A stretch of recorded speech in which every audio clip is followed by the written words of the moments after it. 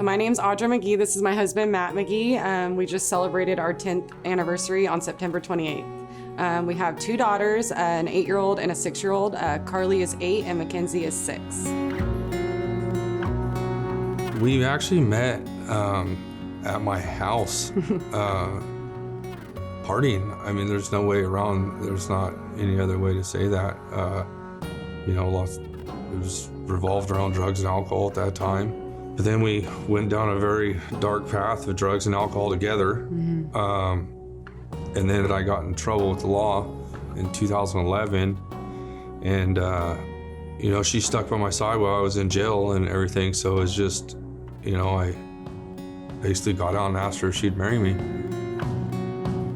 Obviously, after jail, we quit all the hard drugs, but alcohol was still a big thing in our life. And after that, we really started trying to dig into God. We didn't really have examples growing up, anybody really pointing us to Christ. So we really went to church Sundays and Wednesdays. We didn't really open the Bible after that. We were still drinking.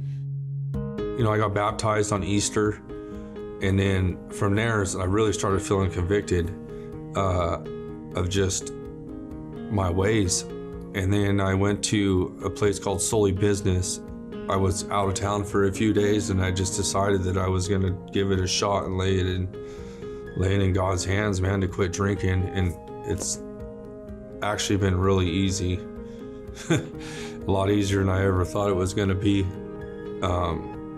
when you actually surrender it to God and tell Him that you're done. Just seeing a huge change in him, I was ready to follow right along. God's kind of been convicting me with alcohol for a long time. I just didn't want to give it up. I mean, it's everywhere. It's all we did. It was hard to give that up, but during that time of when he came back, I mean, it's just been easy. And so God's really helped us through that, I believe. I believe his hand was definitely on that, and it was the right time and season for us. Our marriage was on the brinks, fighting, stuff like that all the time. And then she finally had enough and decided to put the kids in Awanas. It's just been amazing, man, from there on out.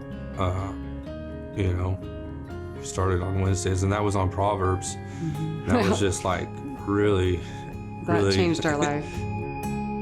Well, we're realizing that when you surrender to God, it's not over with just with that one thing. Like, for instance, alcohol. We surrendered that, but God keeps showing us new parts of ourselves.